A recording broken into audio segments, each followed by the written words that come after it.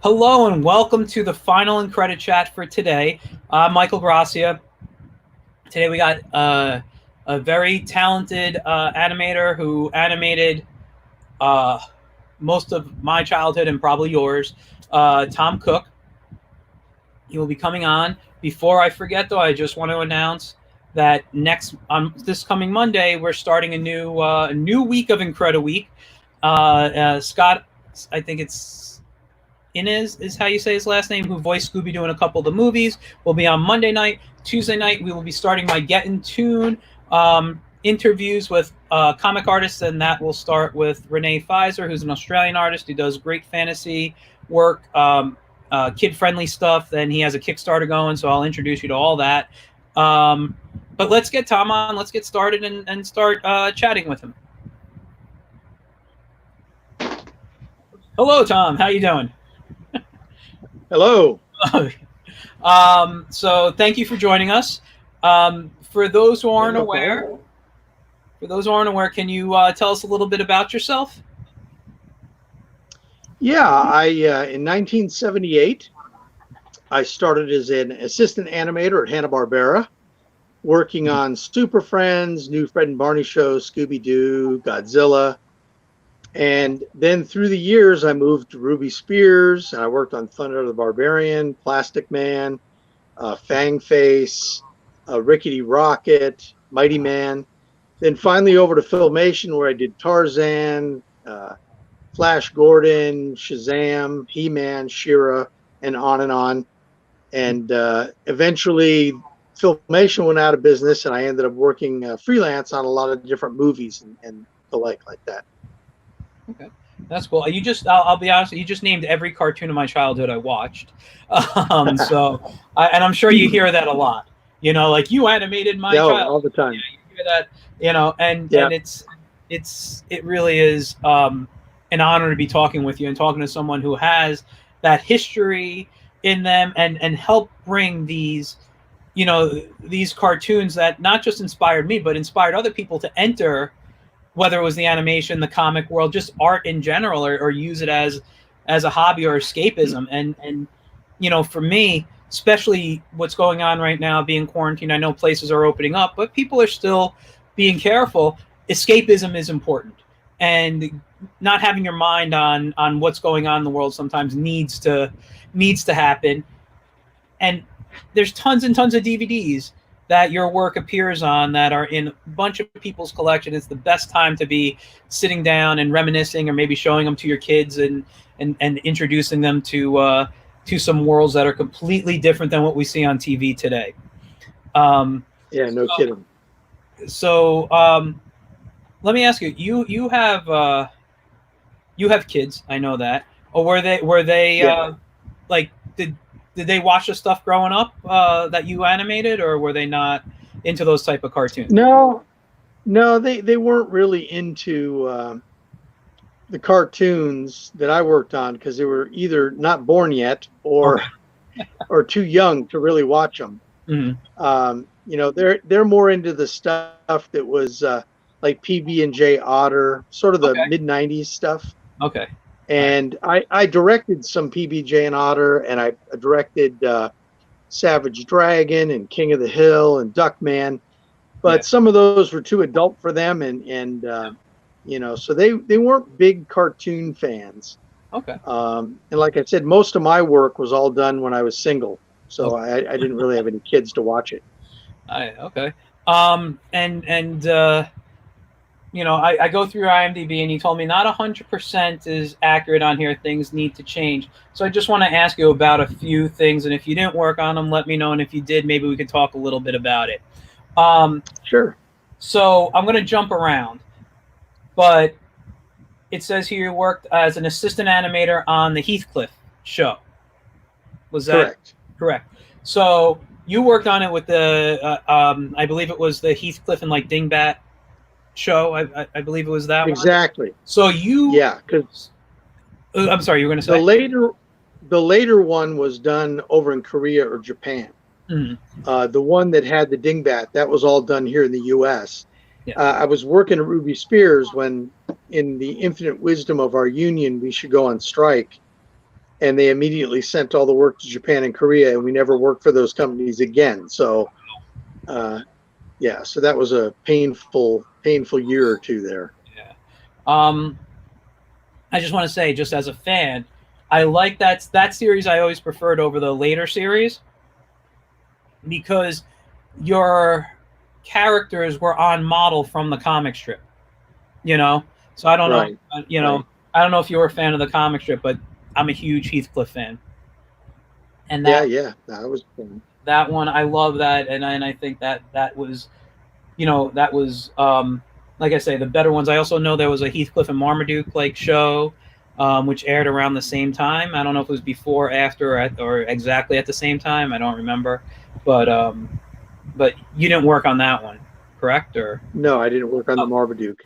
Okay. And it was interesting at the time. I was a little league coach for 10 and 12-year-old little leaguers. And what we did is after every game, we would come up with who was going to win the game ball for, who did the best job that game. Yeah. And we worked it out so that every kid got a game ball. Oh, that's awesome. But what I would do is I would go home and I would draw Heathcliff doing whatever that person did, in that game. And that's what we would give them as the game ball. So the kids really loved getting a piece of artwork on a ball, That's awesome. That's awesome. You also worked on the Scooby-Doo and Scrappy-Doo show. Correct. And that one was 79, 81. So you were kind of younger when Scooby premiered. Were you a fan of Scooby when it came out? So was it something you were familiar with going into the show? Well, of course I was familiar with it, but as for being a fan, I can't say, because I was maybe a senior in high school when Scooby started. Okay. So it was a little too young for me. Mm-hmm. But I appreciated the characters and everything. I just didn't really watch the show. But I know when I got to Hanna-Barbera, and that was one of the first things I worked on, I was really excited to be working on Scooby because it was such a big hit. Yeah. And that's one of, when I go out to these cons, that's one of the number one sellers is all the Scooby-Doo stuff, because even if you didn't watch it as a kid and you have kids, your kids all know Scooby-Doo now. So it's one of those perpetual, from 69 till today, there's always a fan base for Scooby-Doo. Yeah. Oh, yeah. My business partner, who couldn't be on today, but I know he would have loved to talk to, is the biggest Scooby-Doo fan I've ever met. I mean, we're both big Hanna-Barbera fans, but I'm like, I like the Flintstones. I like the Yogi Bear and stuff, but I also enjoy their superheroes, Space Ghost and all those characters. And I want to get that because it says at some point, it says here you worked on Space Stars, which was the collection of all the heroes together at 1 hour 1 hour a week on Saturdays. You did not work on that one? Nope, that's one of the wrong ones. Oh, it says an assistant animator. That's sad. But you did work. It was on Yogi's. I did Yogi's Space Race, but that was different than what you're talking about. Yeah, but they did have. Oh no, they had the Space Cadets on there, but they did have one thing you said you have worked on, and I bought this from you at a show once. I'll bring it out a little. Yes. Yes, you've worked on the Super Friends. Probably Challenge of the Super Friends. And to me, the any incarnation of the Super Friends was one of the biggest cartoons I watched. I love. Yeah. I'm a big DC guy, so that was great. That's how I got the job originally. I was a bus driver in LA. And I took a class in comic book art so I could meet the teacher. Mm-hmm. And, he worked on Captain America back in the 50s. Okay. So that's all I wanted to do is meet the teacher and learn a little bit more about comic books. Mm-hmm. And after the first lesson, we brought in our portfolios, and I had all these drawings of Spider-Man and Fantastic Four and all that stuff because I was a Marvel fan. Okay.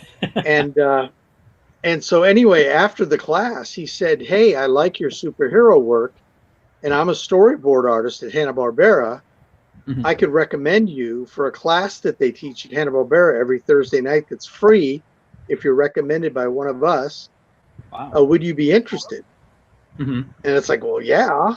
And he said, yeah, because we're doing something called Challenge of the Super Friends, and we need people to draw superheroes. We have a lot of people who draw Fred and Barney and Scooby-Doo, but they're not really good with the human figure. Mm-hmm. So I think we could get you into that class, and they sometimes hire out of the class. Wow. So I actually went to the class for 3 weeks, and then I got hired. So that's actually why I was hired, was to work on Challenge of the Super Friends. What's interesting is something you said. A lot of guys knew how to draw, like, Fred Flintstone and Yogi, and they had trouble teaming that. I heard that was the same issue they had in the '60s when they started Space Ghost and the Mighty Mightor and all the superheroes. They were used to drawing funny cartoon characters, but they couldn't. They had trouble with anatomy. I got 2 comments that came in, both from Victor Romero. One about Heathcliff. He says, "I actually grew up on the later Deke Heathcliff. I love that. I love the music in that one." But I'll check out those other cartoons when I can. So that's always good. I love that we just exposed him to something he didn't know. And he also says Scooby-Doo is great, but I hope the other Hanna-Barbera animals get recognition someday, hoping the new Jellystone on HBO Max will be good. I don't know. Have you looked into that just out of curiosity? Or heard anything about the new Jellystone? I don't have much hope for any of the old characters coming back and being anything like they were back then. Yeah. The whole style of animation's changed now with computers. Mm-hmm. So it's really now you draw what they call a symbol. At least that's what they used to call them, is a symbol. Yeah. And you just stretch and squash it and move the symbol around. You don't really redraw anything. So the animation just doesn't look as good as it used to. Because I grew up with Huckleberry Hound, Yogi Bear, the Flintstones when it first started, the Jetsons, something called Crusader Rabbit. I don't know if you've ever heard of that one. I love, and just a little side note, now that Disney owns all the Fox stuff, Crusader Rabbit's part of that, so I'm hoping maybe Disney can revamp and bring him back in some way. I just hope they release the stuff that's available, because I'd love to just, it's really hard to find good quality copies of any of that stuff. And that was like the very first Saturday morning cartoon. Yeah. Was Crusader Rabbit, and it was very, very limited. It was almost just like storyboards with them talking over the storyboard, but it's still, I was about 5 or 6 years old when that came out, and I just loved it. Yeah, I remember watching some on YouTube. It's like cut out paper of solid figures just kind of bouncing around. Yes, yeah. It was interesting. I liked it too. But yeah, the other one that was. Go ahead. The other one that was really big for me was Beanie and Cecil. Yes. That was in the early '60s, and that was Bob Clampett, who was one of the main directors of the Warner Brothers cartoons. Mm-hmm. And he had a puppet series on in LA, and they ended up making a cartoon version of it. And that's another one I loved. I still have all the toys. You could buy a bunch of different types of toys from that show, and I still have a bunch of them. Excuse me. Yeah, no, that's great. I have a lot of stuff coming around. If I look around my studio at the stuff of my childhood that always inspires me or brings back the memories and stuff, and why I like to do what I do. I'm with you though. I don't see anything from the past coming back and keeping the true essence. I mean, I will say, I don't know if you saw the new Scoob movie. They did kind of do that with Scooby and some of the characters. Like it really felt like you were watching basically a 3D Scooby-Doo, and it was true to the characters. But I don't know if they are going to do that with the others. I think. Well, my problem is that you've got Dawes Butler and Don Messick, who did most of the voices of all those characters, and they're gone. So they'll never be able to recapture that voice, because boy, those guys were great. No, I completely agree with you. Those guys were amazing. And especially Dawes, would they be able to change between all the voices while, he was one of the masters. He never got the credit that he deserved. He was like the Mel Blanc of Hanna-Barbera. Yeah, exactly. So I don't know. The Space Stars kind of threw me off for a second. I'm sorry. Had a couple of questions, but I warned you. No, it's okay. It's okay. But the let's talk about another just superhero Filmation piece, because now going to Hanna-Barbera to Filmation, I got this other piece I usually keep on my wall. It's from the Kids Superpower Hour, which Shazam. They had Hero High as a segment in there. Your Right. work, was it just strictly Shazam? Did you work on Hero High at all, or how did No, that? yeah, I worked on both. You worked on both, and being Yes. and I'm assuming you went to Filmation after Hanna-Barbera, correct? Yeah, I with Ruby Spears right in the middle. Oh, okay, Ruby Spears, and that was when you did Fang Face and Rickety Rocket and all And those. Thundarr the Thundarr the Barbarian. Barbarian, of course, one of the largest ones, and I don't even have any Thundarr merch around me, but Hmm. I have some stuff somewhere. But with when you got into Filmation, it seems you kind of had a really long stay at Filmation. Correct. You worked on the Shazam we just talked about. You did just looking Black Star. Um, what else? He-Man and the Masters of the Universe. You worked on She-Ra. You worked on Brave Star. Like all their action characters. Right. Was that something you were known for in the industry doing? Because I mean, you were hired at Hanna-Barbera for the Super Friends or Challenge of the Super Friends. Yeah. Yeah, I think by the time I got to Filmation, Filmation was so much more of a realistic character studio. Yeah. They'd done Batman and Superman and Tarzan and Flash Gordon. So they weren't known for the crazy cartoon stuff that like Hanna-Barbera was. Yeah. So I think most of the people that were working at Filmation were more adept at drawing the human figure. Mm-hmm. And so I didn't stand out as much as I did over at Hanna-Barbera. Okay. But I also was an assistant animator up until Black Star. Okay. And I had been doing pieces of animation and showing it to the directors. And they finally said, okay, we like what you're doing. So they made me an animator. So Black Star was the first show I ever did an animation of my own on it. Oh. And that turned the page for me. That was a whole new, that's what I wanted to do, right from the start. But it's really difficult because I was a very good assistant animator. Mm-hmm. I have really nice line quality, which is something they really focus on. And I was pretty fast, and they don't want to let you go if you're really good at assistant animation. Yeah. So I had to kind of battle to become an animator. And so when I finally made it, that's where I was wanting to go anyway. But later on in my career, when Filmation closed, I ended up moving up to Seattle, and I would still do work through the mail. But at that point, I couldn't do animation anymore because you have to be in the studio to be able to shoot it on video and show the directors. So I went back to being a key assistant animator. And then people kind of knew who I was, and they were willing to send the work to Seattle just because they knew I was pretty dependable and I had a good line quality and I knew what I was doing.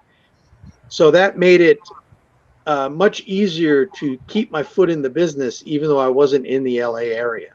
Yeah. I want to ask you, just getting back to Black Star real quick. We spoke with Tom Ruger a little bit ago, who wrote some of the episodes, and when he said that he wrote it, when he was writing, it was they kind of had some freedom. They kind of basically developed the world, through the scripts. Were you involved outside of animation in any of the development of it, or you just were strictly the animator? Yeah, this is one of the big questions I get all the time. Mm-hmm. If you're an animator, you're an animator. Okay. If you're a layout artist, you're a layout artist. Mm-hmm. If you're a writer, you're a writer. You don't cross paths because it's all done sequentially. Yeah. So we need to have the stories written before they could do a storyboard. They have to have the storyboard before they could do layouts, and they have to do the layouts before they get to the animation. Yeah. So, and it was so, we were so busy that you couldn't cross-pollinate. You had to stick with whatever your main thing, whatever your job title was. Yeah. So, yeah, I didn't get to create anything as far as storylines or anything like that. It was just up to me to be the actor when I got the cassette tape of the voice track I would listen to what they were saying and how they were saying it. I'd look at the scene and the storyboard and find out what was going on in the scene. And it was up to me to make the character act like I thought he would act and still fit within that scene with that dialogue. Yeah, no, the only reason I asked that question is because I know these days, you know, I've worked for some production houses and stuff. There are things that cross over quite a bit. But it's, you know, like they'll have people who are doing character design even animate or something too, or they'll be involved in writing. That's because they're too cheap to hire the people to do it. And just like you were saying earlier, just about the animation process, you said these days they use things like symbols, and that's like flash animation, you know, referred to sometimes as puppet animation. Did you ever do any of that as the computers took over, or did you just be like, no, this is not what I do? No. When I moved up to Seattle in 1990, I ended up doing a lot of work through the mail, like I said. But then one of the guys that I was working with, who also worked in the industry, and also lived up in Seattle, he was offered a part-time job, freelance at Microsoft. Okay. And for some reason, he couldn't take the job, so he recommended me. So I ended up getting a job at Microsoft, and it was supposed to be just contract. But the lady that interviewed me, when she was looking through my portfolio, saw this really cool drawing I had done of a movie called Rover Dangerfield. Okay. And she loved this drawing, and she said, "Is it okay if I Xerox it and keep a copy for myself?" So I said, "Yeah, sure, go ahead." And so she put it up in her room, and later that day, somebody came in and said, "Who did this drawing?" And they mentioned me, and they said, "Well, we're looking for an animator in the research department, and there's no animators here in Seattle. So would it be possible for us to hire him full time, and you could find another part-time guy?" So I ended up getting into Microsoft, and they had just come up with Softimage, which was a 3D program. Yeah, I studied that. And so they sent me down to LA to learn that, and this is about 96. And so I was one of the first animators that kind of got my hands on this 3D software. And so I did some of that, and then later on I got a job as an art director and a director of when they used to do cartoons on the internet. It was a big thing for a while where you would, you know, there's certain .com companies had hired people to do these cartoons, and that was all done in Flash. So I had to learn how to use Flash there. So, you know, I've done a bunch of different things along the way, and eventually we ended up with Maya. I worked at a company called Amaze Entertainment doing video games, and so I worked in Maya. And that's kind of the last time I worked with computer stuff. I know today they do use a lot of the same people because it's not a big production house like Filmation was, like 800 to 1,000 people. Now you've got 10, and they all have to do something, you know, cross-pollinate, like I said. And like I said, that was something I've done working in places before. And when you were talking about the animation popping up back on the internet back in the 90s, early 2000s when they were hiring, that was some of the stuff that I was doing in Flash, you know, back when I was animating. We did something called Superhero Roommate, and you can actually look that up. Dave Foley was the voice of the character. He's the guy that was Flick in Bug's Life. Yeah, he was one of the... And the other guy... The other guy that I don't know what his name is, he was in the Mary Tyler Moore Show for a while. He was like the male guy, but you'd recognize his voice. But it was kind of a disaster because, you know, that was the .com bust where everybody threw millions of dollars at stuff and then nothing could get completed because they didn't have any money left. Yeah. I'll have to look. I'll definitely look that up. I get, to be honest, I don't even remember anything I've worked on back then. It's been so long for me. But yeah, you know, we've talked a little bit about Filmation. I kind of want to stay on it just because there's a lot of people out there who are Filmation fans. You know, even though their work is referred to sometimes as not always so great, because a lot of it, you know, I don't want to say not so great, but they were such they had a process put in place to do the work to kind of, I guess, make it flow in a more of a speedy, timely fashion. Having the stock footage in things like He-Man, where you'd rotoscope over the guy jumping down, turning, looking. They had all this stuff in place, and I love it. I don't have issues with it. But what was it like working at a company like that? It was the last real animation studio in America that did everything. I do know, I think from watching either read that Lou said Zorro they sent overseas, and that was like the first one, and that's why Zorro kind of has a weird look to it, because of the black lines. They couldn't get everything right, but everything else besides that was done in America. What was it like before that? Yeah, let's set the record straight here. Yeah. Okay? When all the work was sent to Japan, that meant that the $250,000 an episode, and I'm just going to throw numbers out, I'm not sure what they were. Yeah. But I think that's probably close. Suddenly they could get it done for $100,000 because they're only paying the people $1 an hour over in Korea or Japan. Yeah. So now, if Filmation is going to stay in business, the only way we can do an episode is for $250,000 if we do it like everybody else would do it. Yeah. So that's why we had the stock system. Yeah. Because 25% of every show had to be reused animation. It wasn't because we were lazy. It wasn't because we weren't talented. It was because we would have been out of business if we didn't do that. Well, let me say this. Okay. I never thought you guys had bad animation. It's just what, it's what's said around the internet and what people talk about. Yeah. I loved it's because they need to watch this and hear what the true story was. Because a lot of the guys that I worked with ended up working on The Little Mermaid, Beauty and the Beast, Tarzan. Excuse me, those are all really well animated. So it wasn't that we didn't have talent. We didn't have time. Yeah. And we didn't have budget. Yes. And that makes perfect sense. Yeah. I hope I didn't insult you in any way with that. I was just trying to, The reason I'm not insulted is because I know the true story and I know there's no problem. Yes. Yeah. It's just, in fact, if you look at a lot of the rotoscope stuff that we did, I mean, that moves really, really well. And that was the whole idea, is at least if we're going to have to do something really fast, let's do it so it looks really good.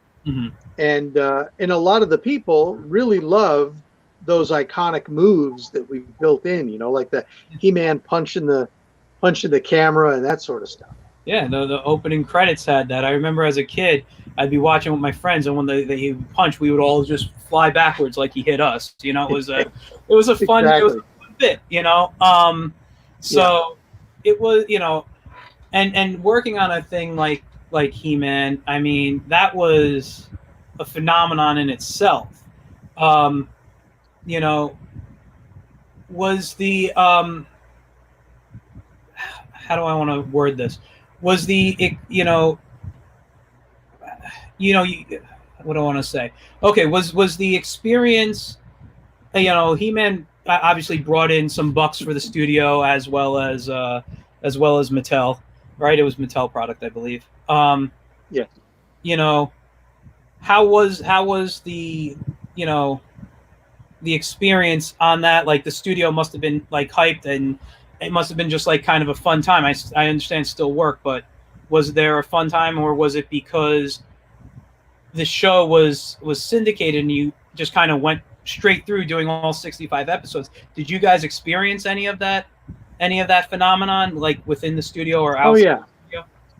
Yeah. See, now let me explain something. When I worked at Hanna-Barbera or when I worked at Ruby Spears, they had CBS, NBC, and ABC. That's who we sold the cartoons to. Now, and then a little bit later on, but not probably till the 80s, then Fox came along. So now they had 4 networks. Yeah. But we had to deal with the networks, and every season was only 13 episodes. So if you did a season of Scooby-Doo, it was 13 episodes. Yeah. They would play the 13 episodes new, then repeat them twice, and then that was the end of the season. Yeah.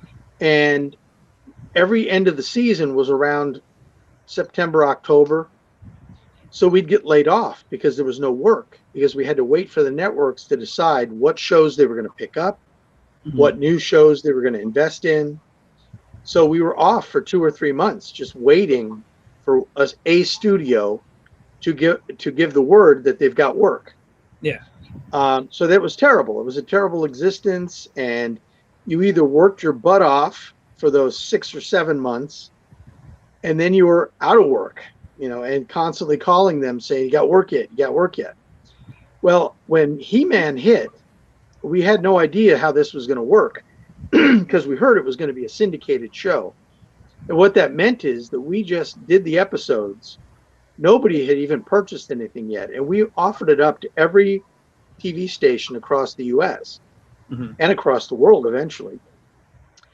And it was usually your channel 13, your channel 11, your kind of off channel that would buy the show. Yeah. So now, instead of having 13 episodes for a season, we had 65 episodes. So again, you're talking quality of work and the time and everything like that. 65 episodes. Remember, there's only 52 weeks in a year.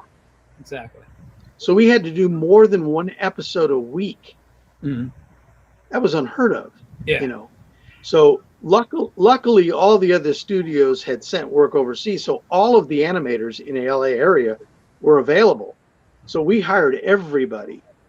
And even if you're only doing 75% of the show, new animation, times 65 episodes, and you have 52 weeks, we were working our butts off. Yeah. But the good part was we came to September and we were still working.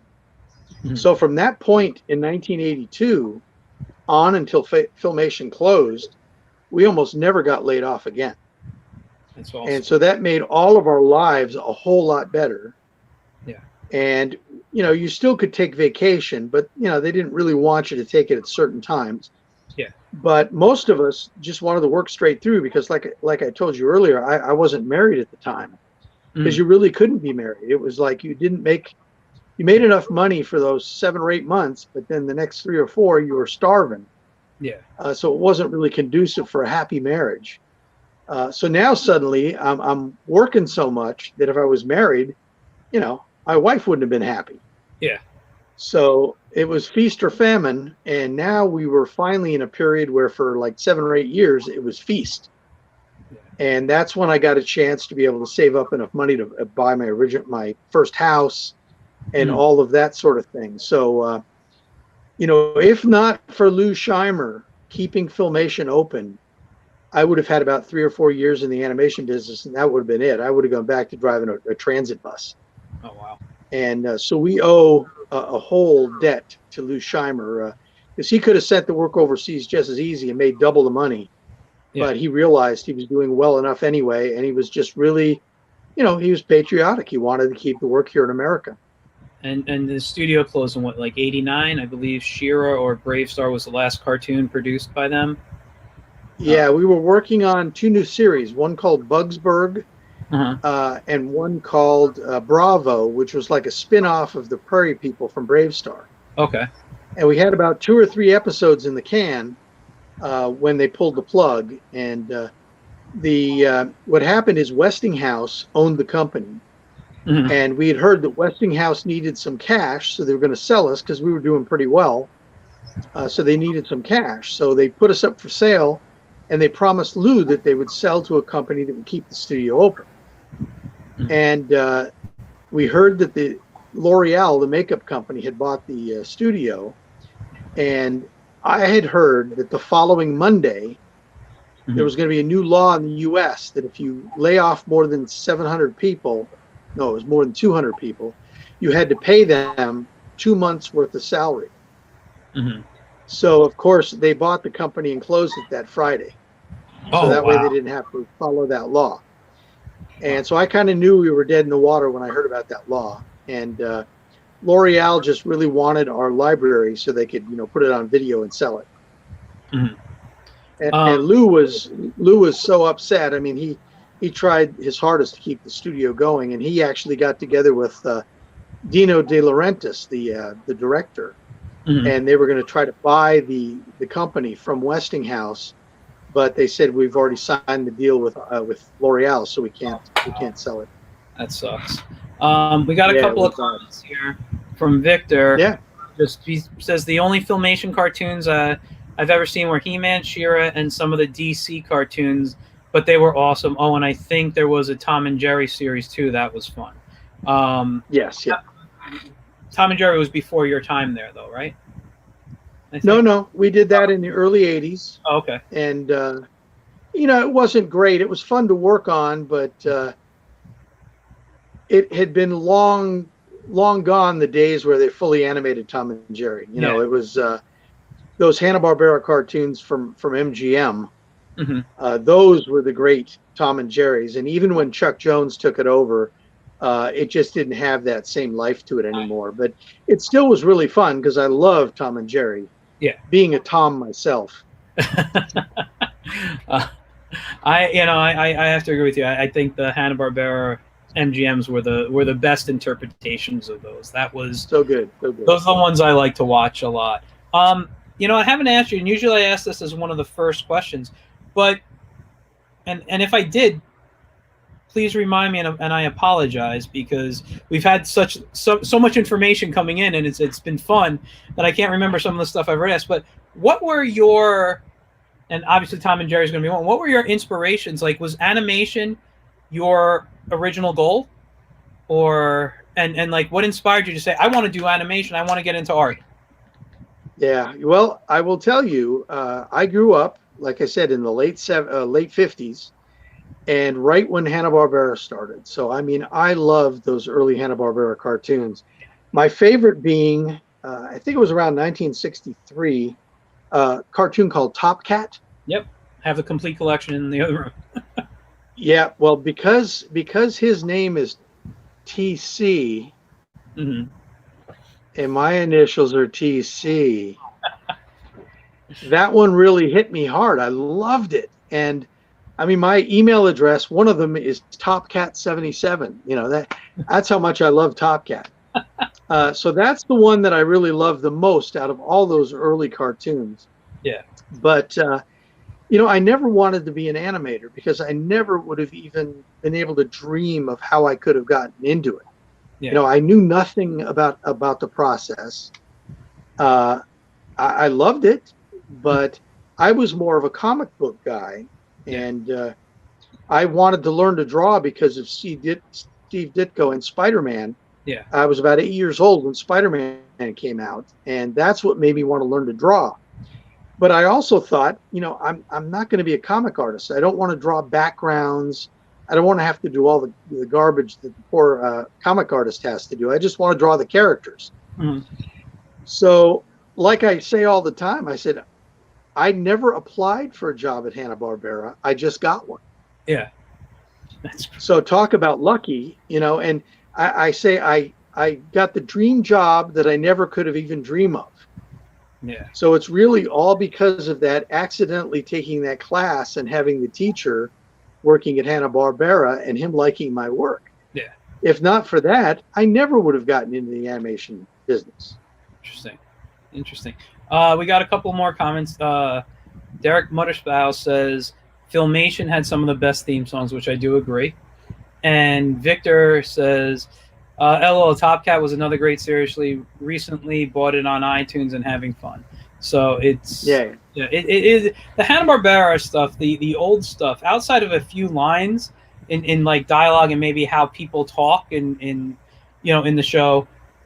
I think they still hold up as great humor and great, simple stories that they had there, and of course, the reason that is because, and I didn't even realize this until I started working in the business, that the Flintstones was just the Honeymooners. Yes.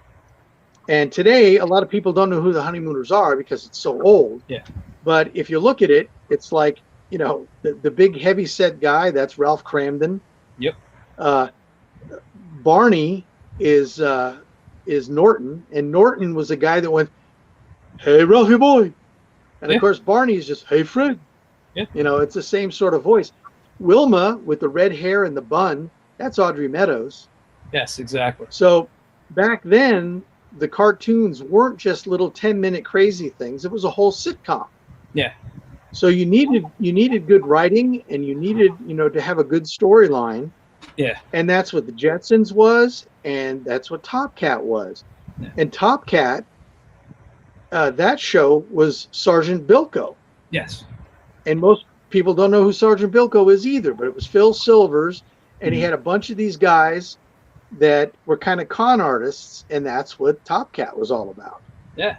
Yeah, no. I'll be honest, I only know these shows why they're connected is because I was a Nick at Night kid. I grew up watching all those old shows on Nick at Night, and Sure. To this day, I will always say my all-time favorite sitcom is the Dick Van Dyke Show.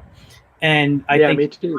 that came out of it was, they don't, not that they don't do that type of humor anymore, but it was just good. They had perfect timing the way they did it, and it just all worked. It was like that one show that perfectly came together, and that's why I liked it. And nowadays, what I don't like about the sitcoms is it looks like they're written to force the joke into the storyline. I loved Modern Family, but the last few seasons of Modern Family, you could see that it's the writers going, okay, what's a good joke, and then let's write a story around that joke. Yeah. Rather than let's have a really good story, and hey, here's a good joke for that story. And that's what Dick Van Dyke was.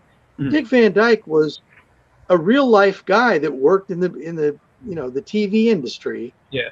And it just worked so perfectly. And nowadays they sort of force the comedy so much. I was watching one of the shows I really liked in the 90s was Mad About You. I'm a big fan of that. And they just redid it. And I was watching the first episode, and it's real obvious that every single line is a punchline and a setup. Mm-hmm. There's no story anymore. And the old one, the reason it was so good is because it was a really good storyline that had some funny bits in it. Now it's just all funny bits, and it's so contrived, it doesn't ring as true as the original show was. Yeah. There's very few sitcoms I can sit and watch these days because I feel the exact same way, as you do in there. I can't even remember how I wanted to put it. You were saying something, but you put it perfectly. Everything is just forced, and it's like, and I felt sitcoms have been that way, honestly, since going back to like Friends and stuff. I felt Friends was that way too, for me at least. I've never been a fan because that was the same way. But yeah, one of the things is when you watch a show, whether it's a cartoon, a live action thing, and it keeps going on. I mean, there's a formula to the show. And I think once you catch on to the formula and really just see, okay, this is going to happen now, this is going to happen next, and blah, blah, blah. I think it takes you out of the show and you just can't enjoy it anymore. Yeah. And I think that every single episode of the Dick Van Dyke Show stands alone. Yeah. Every one of them doesn't have anything to do with the episode before. And so they're not reusing the same jokes a couple of times. Yeah. Nowadays, the other thing that bothers me is that every sitcom, normally the dad's a moron, the kids are the only smart ones, and the kids are smart asses that are ripping the heck out of the dad, and the wife is just laughing along.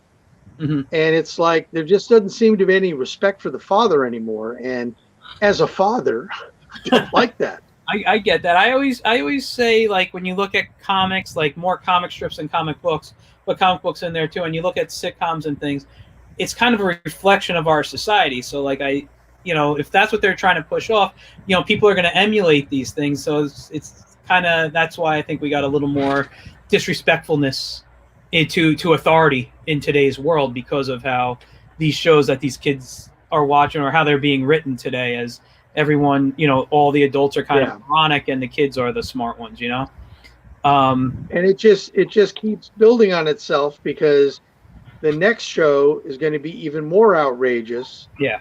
And so we're never going to tame society back to being a good, stable place to live because we're just going further and further and further and making the dad look like such a moron that, it just, what happened to respect for everybody? It just seems like there isn't respect for anybody anymore. Exactly. We should get back more on the topic of cartoons, though. Sorry. No, it's okay. I sidetracked to it. It happens. We do that a lot in these streams.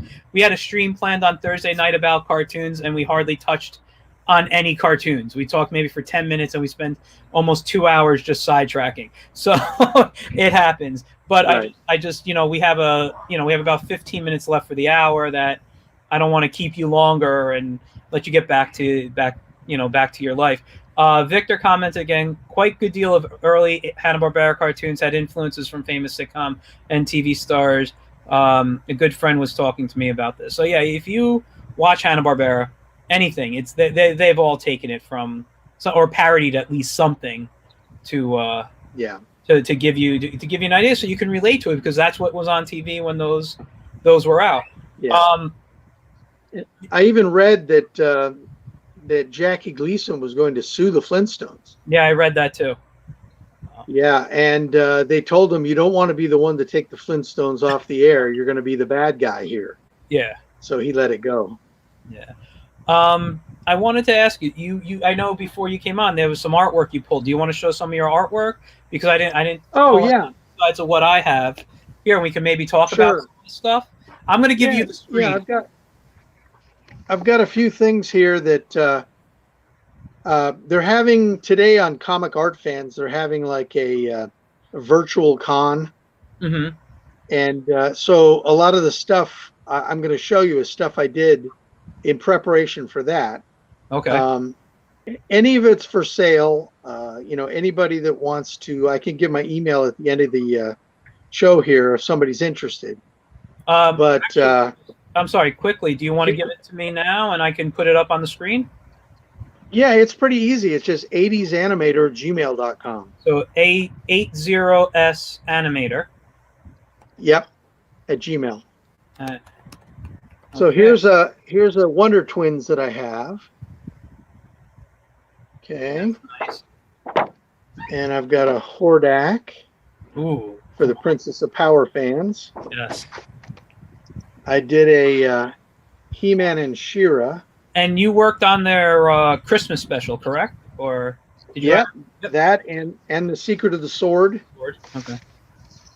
And then here's the typical power pose of He-Man. Oh. And then here's an Aquaman from Super Friends. Yeah. I have a Sorceress from He-Man. I've got another She-Ra here. Very nice. And I've got a couple of Skeletors. Very nice. It's hard to figure out where the camera is. You're doing good. There's another Skeletor there. Nice. And then I've got a merman here that I actually, on my Facebook page, I'm on a Masters of the Universe page, and every Saturday morning I color something. So I colored this one this morning. Oh wow! While doing a Facebook Live. And so that's kind of what I have available, and they're all like between $85 and $120. Just depends on the size. Yeah, and those are done on what kind of paper? It's just on mixed media paper, kind of like 100-pound stock, so it's kind of thick, and it really takes the color. I use Copic markers. Okay.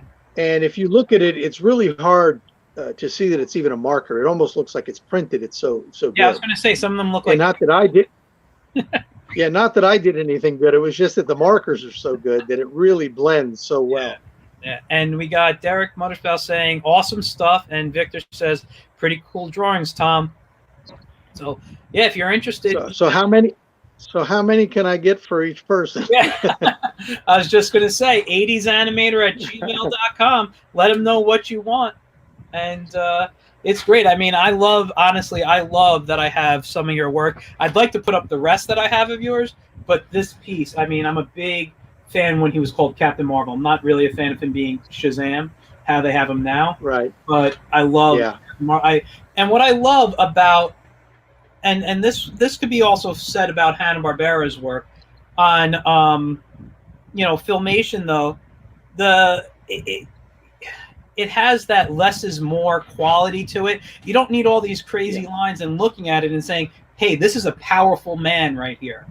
He's a superhero. And if you look, I know you can't really see him because they're in light blue, but you got Captain Marvel Jr., Mary Marvel, Uncle Dudley there, and you got them in their secret identities, Dr. Sivana. You got a nice head turn of Captain Marvel up here. And I think that's a submarine of Captain Sivana there, or spaceship. I don't remember what he had. I think it's a ship.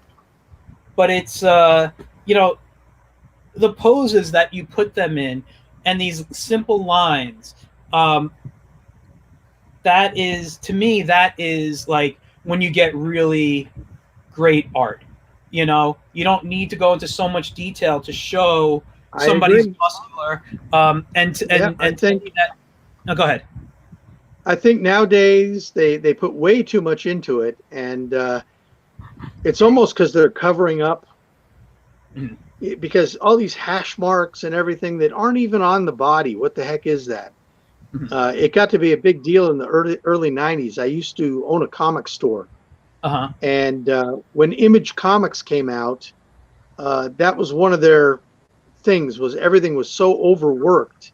Yes. And they had some good artists, but the work was just, gosh, I didn't like it at all.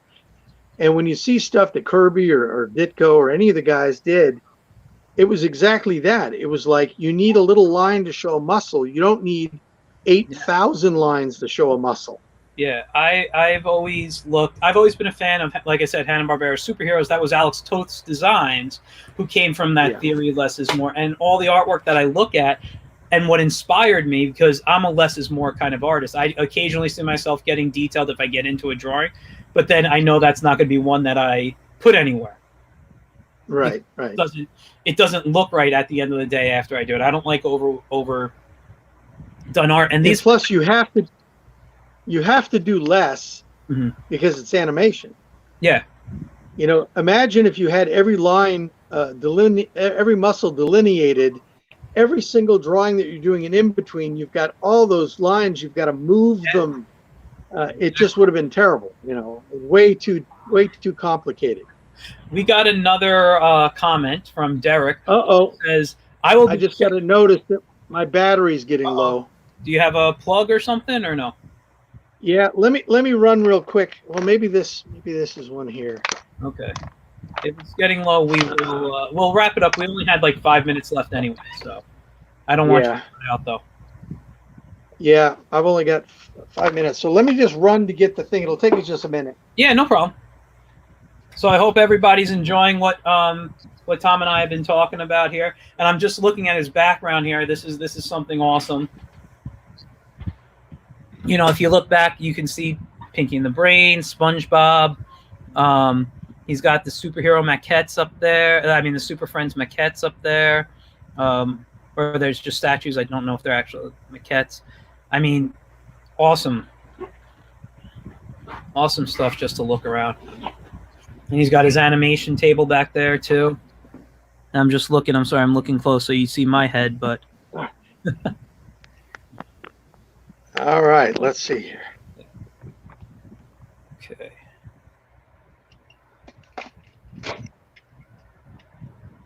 Victor, you're just commenting the question to me. Have I got a chance to see you drawing it? Not yet. Okay. I've been sorry, I'm just answering a question. Victor, I've been really busy with these. I think we're good. All week, and I've been exhausted after doing them, so I haven't had a chance to look. I can't hear anybody. I will look at it. Can you hear me? I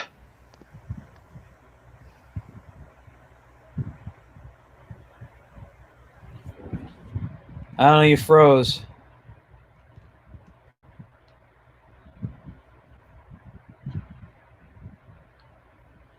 Well, in the meantime, while he's trying to fix it, if he can hear me and he wants to close out and come into the link, you can try that out.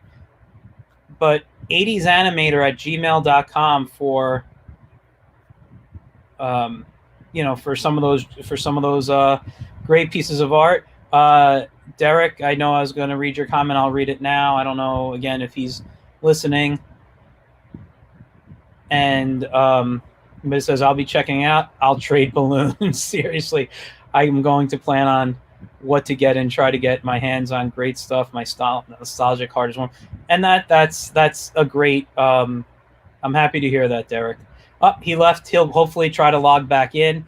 But yeah, I'm very happy to hear that, because that's one of the reasons I wanted to do this. Not just the nostalgia for me, but these cartoons, and what a lot of people don't realize when I talk to them about animation, the cartoons that we're watching now came from inspiration from what came before. Just like what he worked on came from inspiration that came on before him, and that's really the the important thing. Don't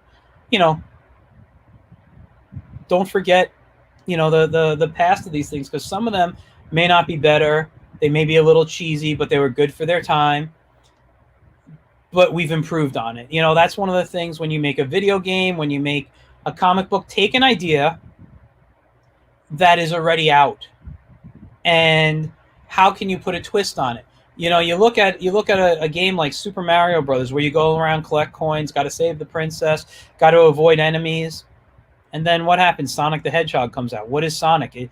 It's a game about a hedgehog who has to run and collect coins, and then he has to do whatever he has to do. But it's basically Super Mario Brothers, So just with a different twist.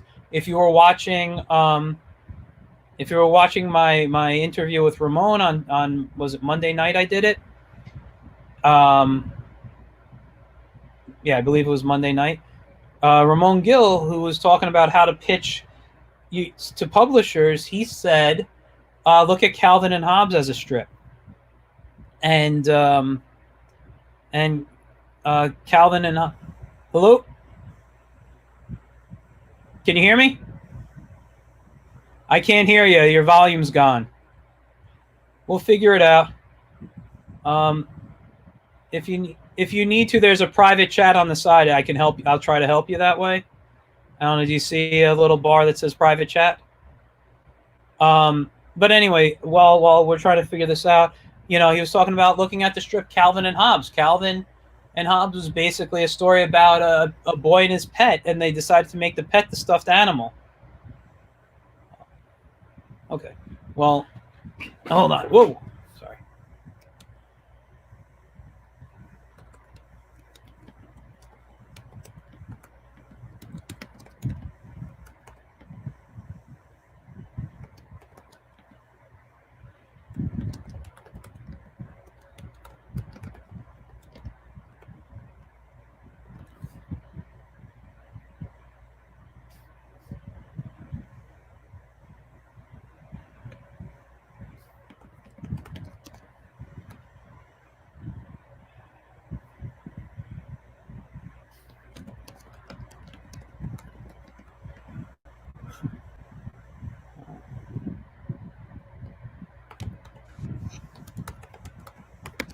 One second, guys.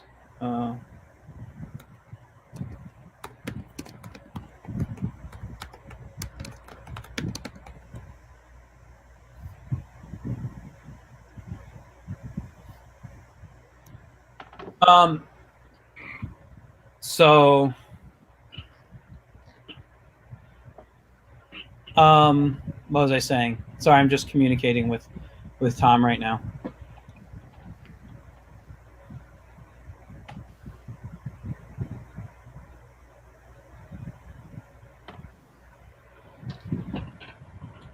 All right.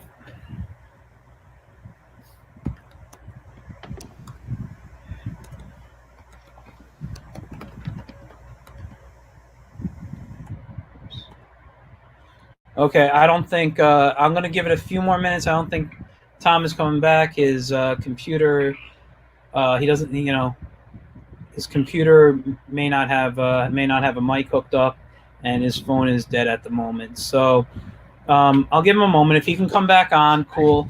If not, hopefully I can have him back on and we can finish. The only other thing I really wanted to ask him about was conventions. He's a big con attendee.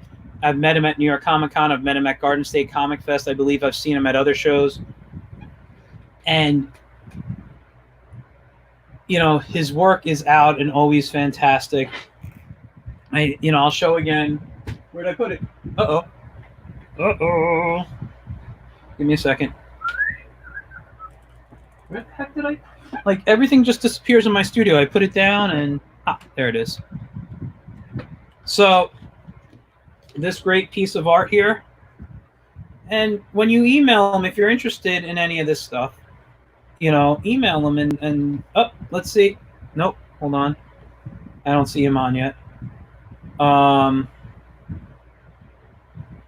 Ask him about maybe these prints as well as his stuff. I don't know if he can do that, but let me just see.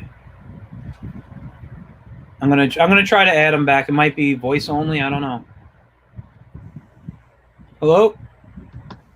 I can hear you. We can hear you, but now we can't see you. Oh well. That's okay. Hey, that's half the. Yeah.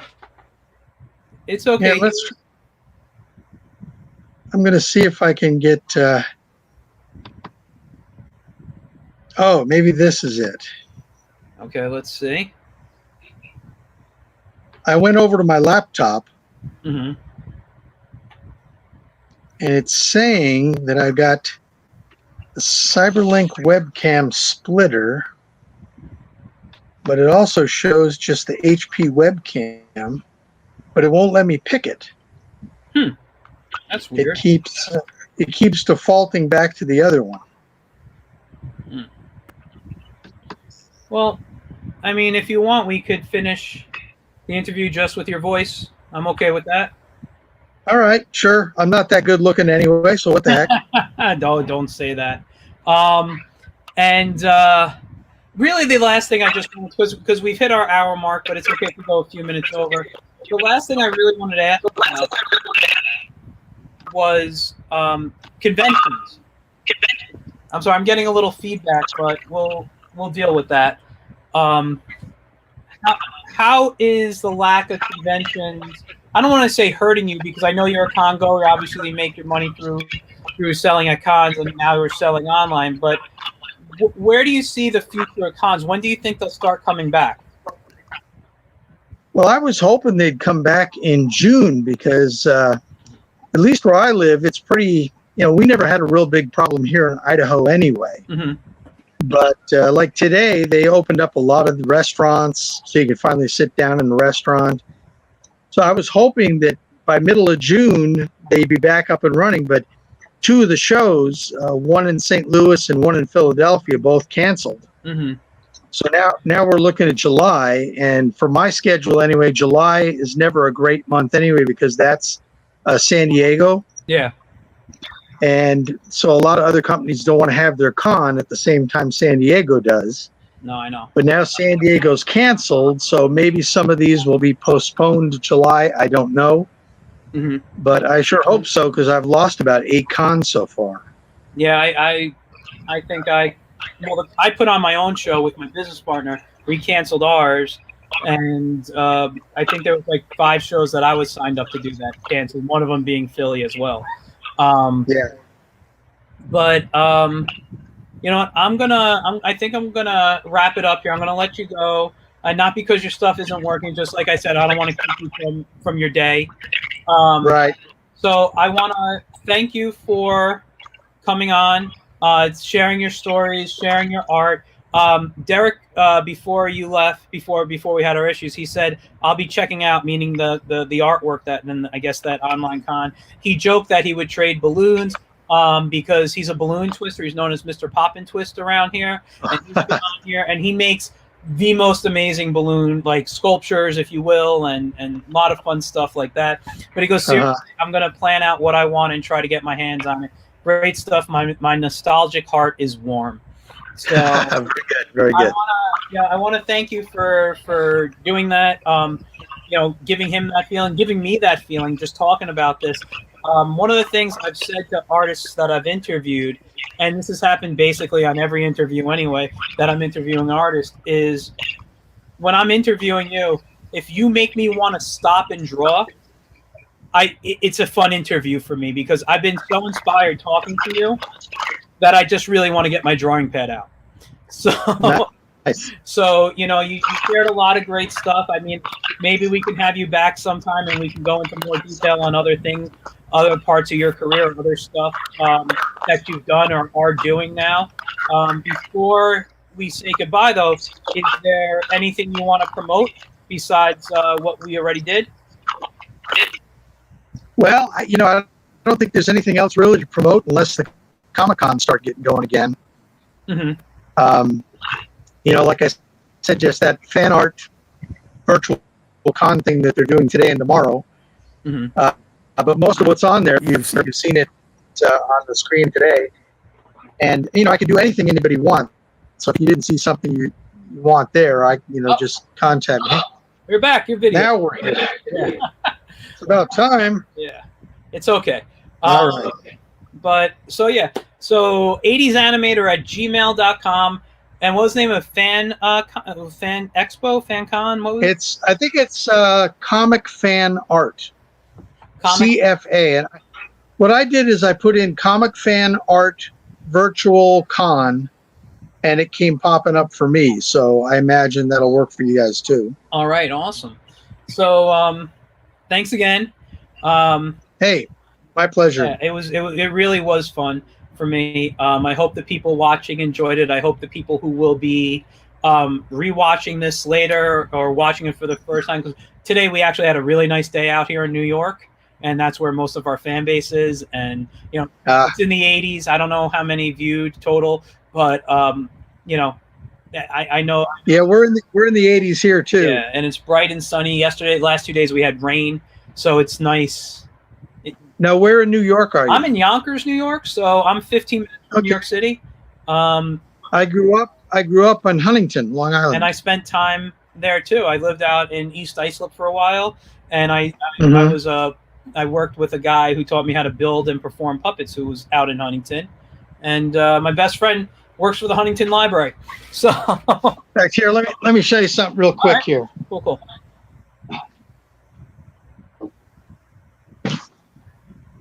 Ugh. All right. But that's a baseball trophy, right? Yes. This is from the Tri-Village Little League in 1964. Wow. In Green Lawn, we took first place.